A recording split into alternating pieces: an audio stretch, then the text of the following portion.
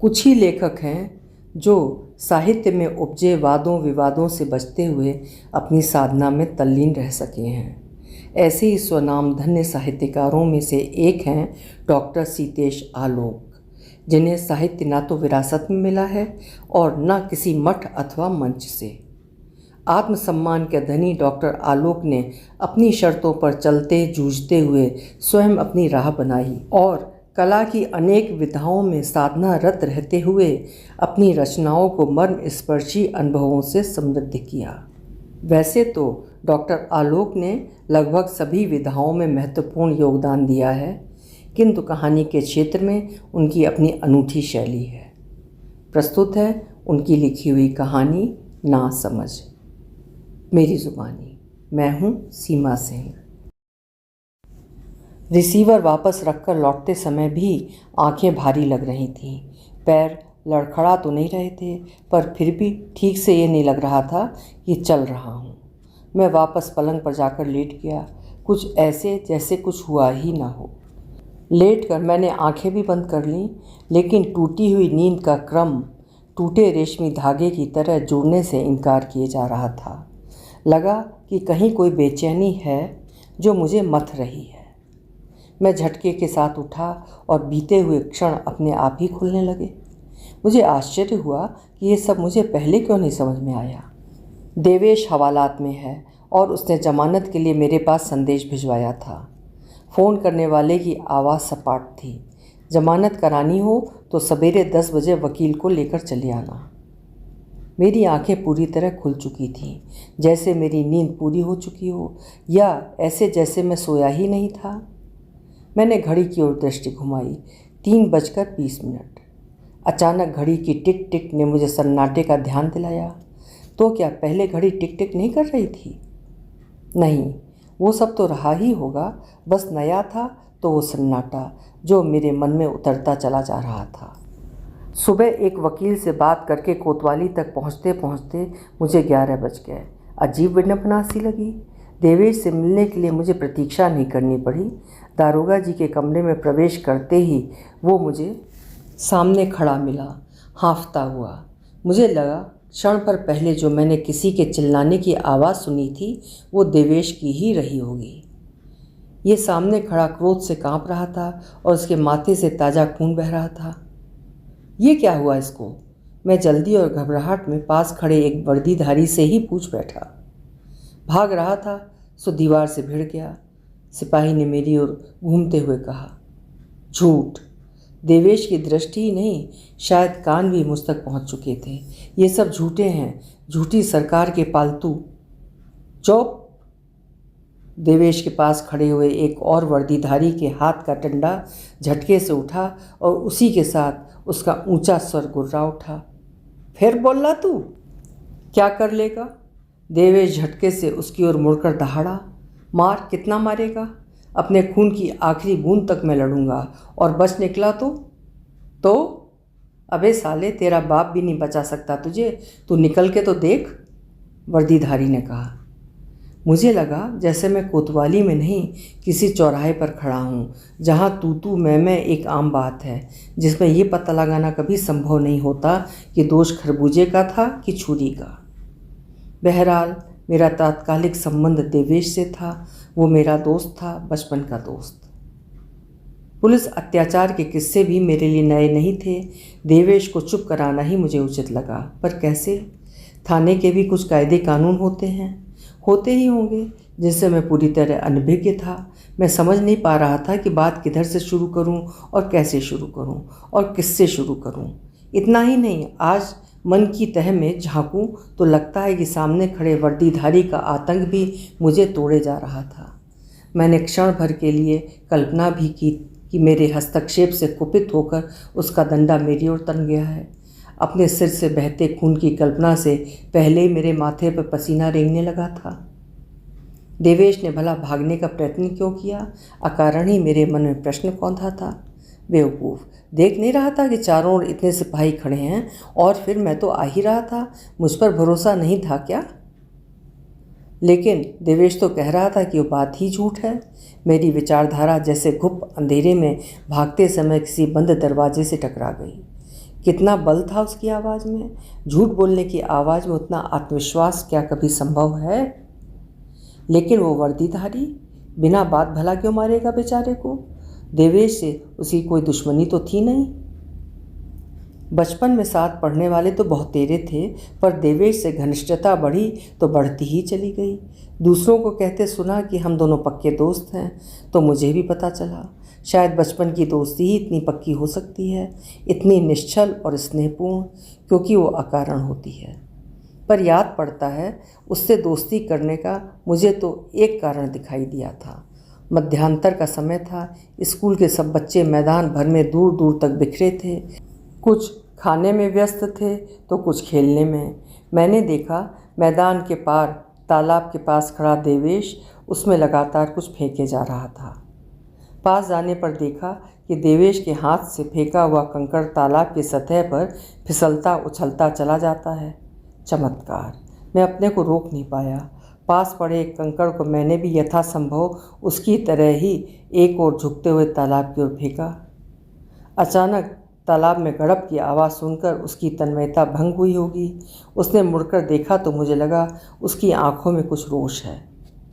ऐसे फेंका जाता है? उसका छोटा सा प्रश्न सुनकर मैं सकपका गया। देखो, मैं दिखाता हूँ। उसकी आंखें ज़मीन पर कुछ ढूंढने लगीं।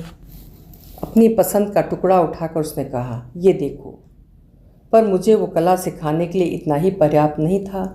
उसे कई बार बुद्धू कहीं के भी कहना पड़ा और ये भी कि तुम्हें कुछ भी नहीं आने का। कई बार उसकी झिड़कियाँ सुनने के बाद मुझे चपटे गोल टुकड़े की पहचान हुई। फिर ये तमीज़ आने में तो कई दिन लगे कि उसे अंगूठे और 2 उंगलियों के बीच ऐसे पकड़ा जाए कि हवा के झटके के साथ ही तर्जनी उसे लट्टू के धागे की तरह खींचती हुई तेजी से निकले।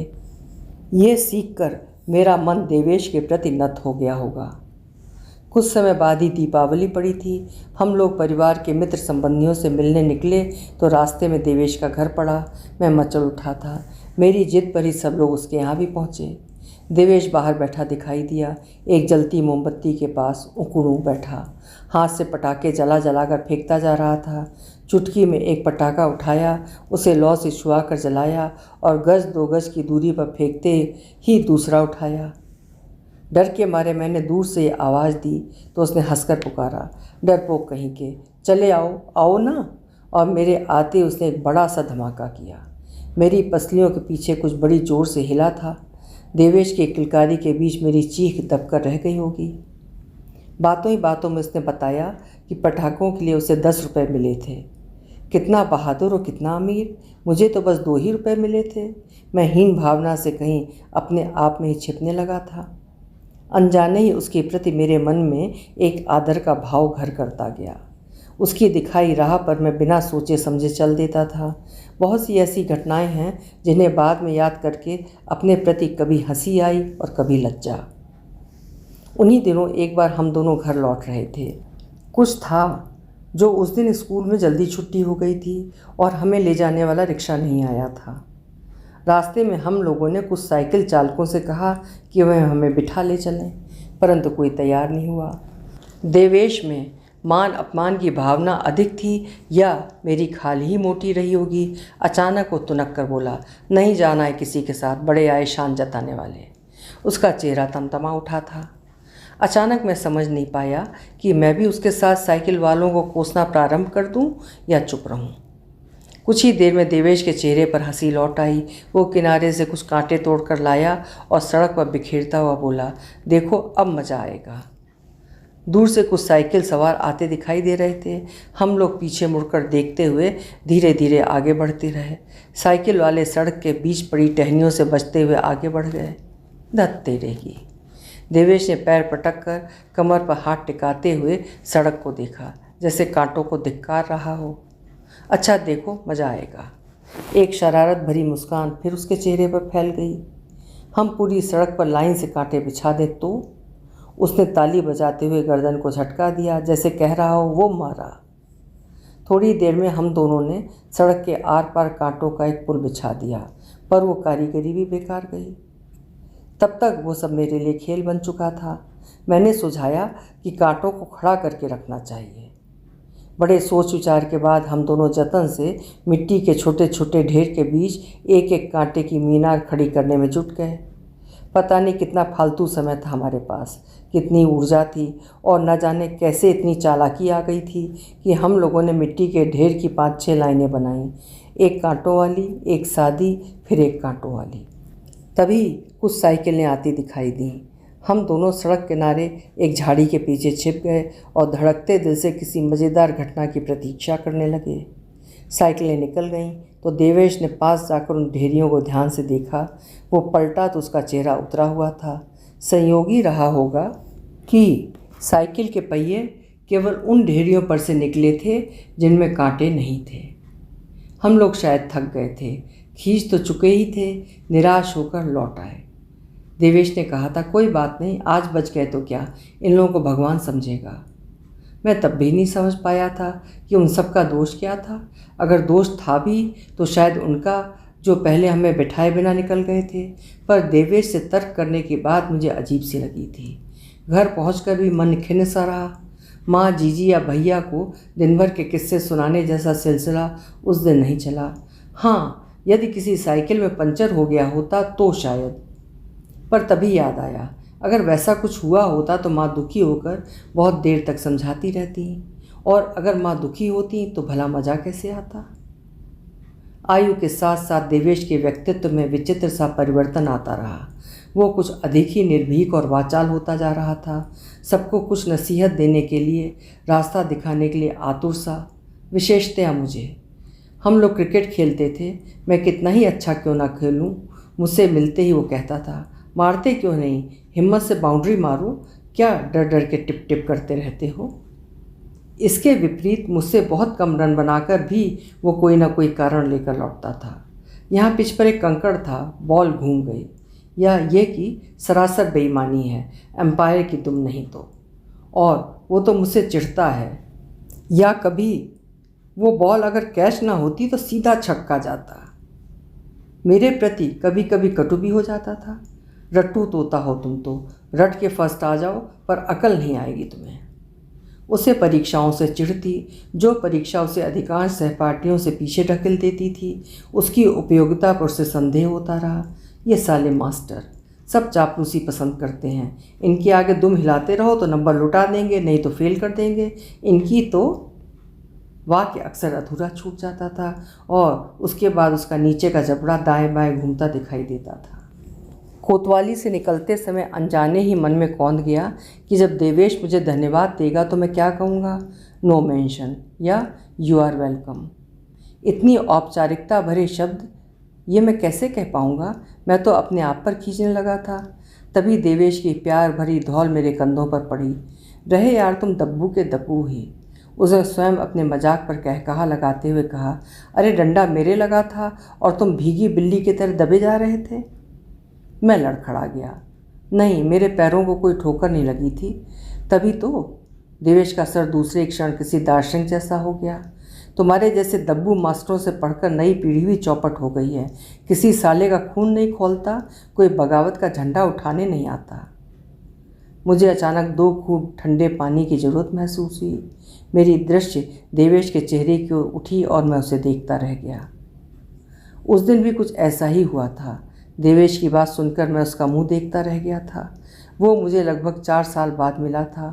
मामा की बेटी की शादी में आया था। उसके चिकने से भोले भाले चेहरे को बेतरतीब रोए घेरने लगे थे। आवाज़ की वो जानी पहचानी चहक भी विदा हो चुकी थी। अपने बाबा की बदली हो जाने के कारण उसका दूर चले जाना मुझे बहुत बुरा लगा था, और उससे भी बढ़कर बुरी बात ये लगी थी कि देवेश में कलकत्ता जाने के प्रति उल्लास का भाव था, उत्साह था। उसके बाद के 5-6 महीनों तक हम लोगों में लगभग नियमित पत्र व्यवहार हुआ।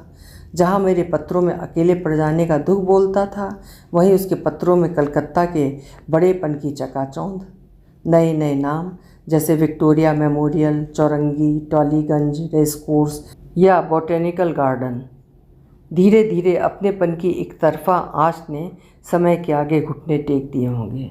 मुझे लगने लगा जैसे मेरे पास जो कुछ लिखने को था वो चुक गया है। शायद वैसी ही कुछ प्रतिक्रिया देवेश की भी रही हो, या कौन जाने उसे नए नए दोस्त मिल गए हों। कम से कम मेरे साथ ऐसा नहीं हुआ था। अनजाने ही उसकी दूरी में किताबों ने मुझे बरगला लिया। क्या हुआ तुम्हें? तुम तो और भी सूख गए। उसकी बात सुनकर मुझे अपने दुबलेपन का एहसास हुआ हो, उतना ही नहीं, मेरी दृष्टि उसकी सांवली सुडौल काठी पर दौड़ गई। उसके बोलने का ढंग बता रहा था कि वो समझता है कि वो कोई बड़ी बात कह रहा है। क्या मिलेगा इतना जान खपा के? कोई क्लर्की, कोई बाबूगिरी?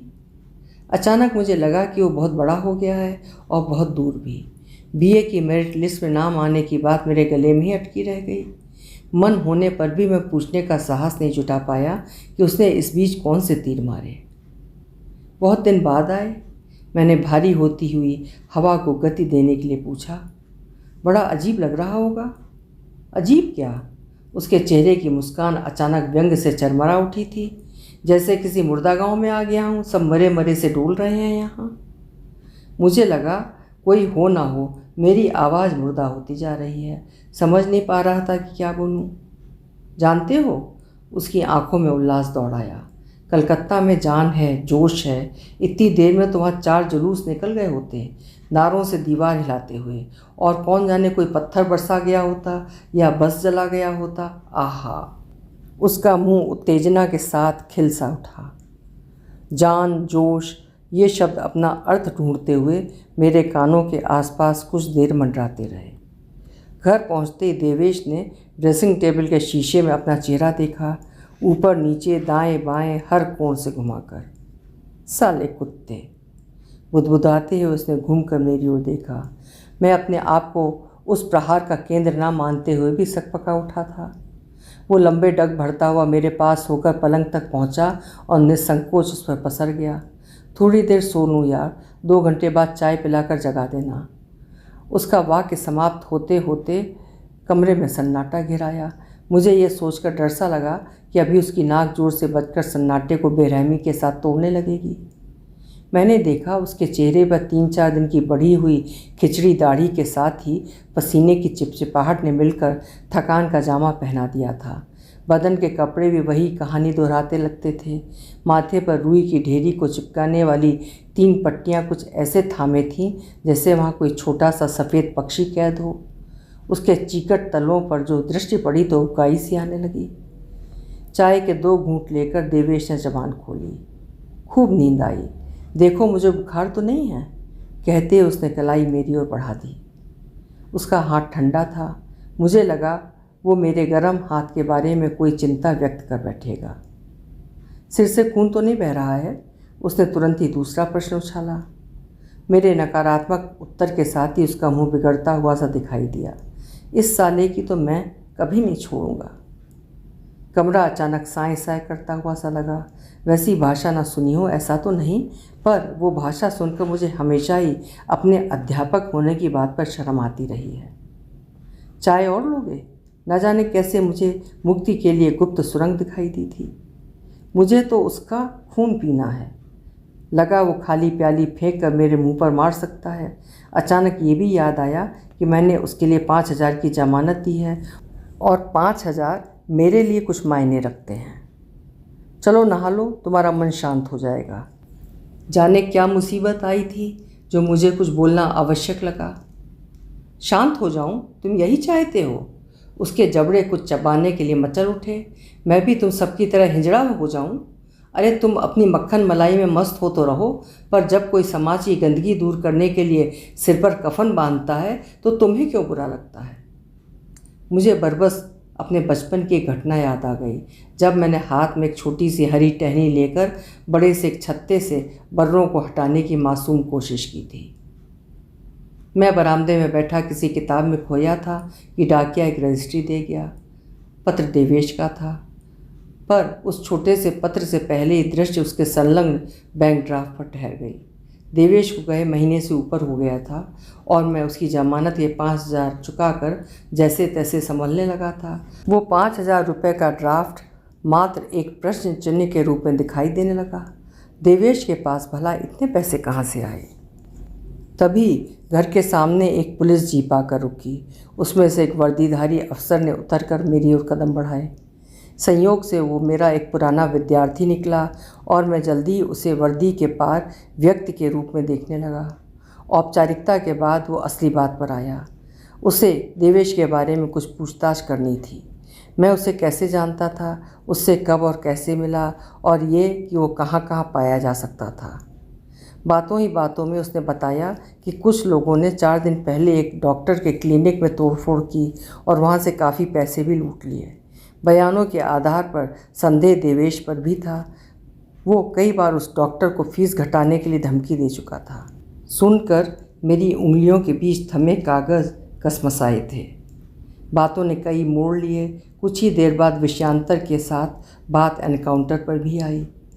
ऐसा नहीं होता, ये तो कहना गलत होगा, पुलिस अधिकारी ने कहा, लेकिन केवल पेशेवर मुजरिमों के साथ, उन छटे हुए खूनियों के साथ जो या तो पकड़ में नहीं आते या आते हैं तो बेईमानी, कानूनी दांव पेच या झूठी गवाही के आधार पर बार बार छूट जाते हैं या अपनी जगह किसी बेगुनाह को फंसवा देते हैं। तो क्या कानून को और अधिक? मेरी बात बीच में ही रह गई। कानून कैसा भी हो, पेशेवर मुजरिम उससे खेलना जानता है। लेकिन ऐसे तो, मेरी शंका अपनी जगह पर ही थी, ऐसे तो कोई पुलिस वाला जब भी चाहे व्यक्तिगत दुश्मनी के लिए किसी का भी एनकाउंटर करा दे। कानून से खेलना तो पुलिस वाले भी जानते हैं। नामुमकिन तो नहीं, उसने सोचते हुए कहा, पर ऐसा कम ही होगा, क्योंकि व्यक्तिगत दुश्मनी किसी एक की होती है और एनकाउंटर 10-12 सिपाहियों की टुकड़ी करती है। कौन है जो दुश्मन की जान लेने के लिए 10 लोगों को अपने गुनाह का गवाह बनाएगा? दरअसल वो कुछ रुका। दरअसल क्या? ये पुलिस अत्याचार का शोर ख़ास तौर पर उन लोगों ने फैलाया है जो पुलिस के कारण मनमानी नहीं कर पाते, या उन लोगों ने जो वास्तव में अनजान हैं, ख्याली दुनिया में रहते हैं। मैं अपने को ख्याली दुनिया का ही मानता था, किताबों की दुनिया का, आदर्शवाद की दुनिया का, पर उस दिन तक जिस दिन मैंने देवेश के माथे से टपकता खून देखा था। मेरी बात से उस पर कोई गंभीर प्रतिक्रिया नहीं हुई। शायद वो ऐसे तर्क, ऐसे आक्षेप सुनने का आदी रहा हो। होता है, कभी कभी ऐसा भी होता है, वो सहज रहते हुए ही बोला। कभी कभी जब मुजरिम लालच देकर नहीं बच पाता तो वो पुलिस वालों को धमकी देता है, उनके परिवार वालों को मार डालने की धमकी या उनकी माँ, बहन, बेटी को बर्बाद करने की धमकी। ऐसे में पुलिस वाले भी संयम खो बैठते हैं। डंडा ही क्या, गोली भी चला सकते हैं, वे भी तो इंसान ही होते हैं। लेकिन ड्यूटी के समय? मेरी बात उसकी व्यंग भरी मुस्कुराहट ने बीच में ही काट दी, जैसे वो मेरी नादानी पर हंस रहा हो, जैसे मुझे प्यार से झड़क कर कह रहा हो, कैसी बच्चों जैसी बातें करते हो। इस सब को भी कई महीने बीत गए, लेकिन मैं आज भी किसी निष्कर्ष पर नहीं पहुंच पाया हूं। कभी देवेश का आक्रोश मुझ पर हावी होने लगता है और कभी उस पुलिस अफसर की मुखर मुस्कान मुझे मेरी नासमझी पर झिड़कने लगती है। वो ड्राफ्ट मैंने अभी तक नहीं भुनाया है। मैं निर्णय नहीं कर पा रहा हूँ कि वे लूट के पैसे ले लूँ या नहीं, और ना लूँ तो उन्हें किसे वापस करूँ और कैसे। अभी आप सुन रहे थे डॉक्टर सीतेश आलोक जी की लिखी हुई कहानी नासमझ। कहानी आपको कैसी लगी कमेंट सेक्शन में ज़रूर लिखिएगा। अगर आपको मेरे चैनल का कंटेंट पसंद आता है तो कृपया लाइक करिए, शेयर करिए और सब्सक्राइब भी करिए, मुझे खुशी होगी। बहुत बहुत धन्यवाद।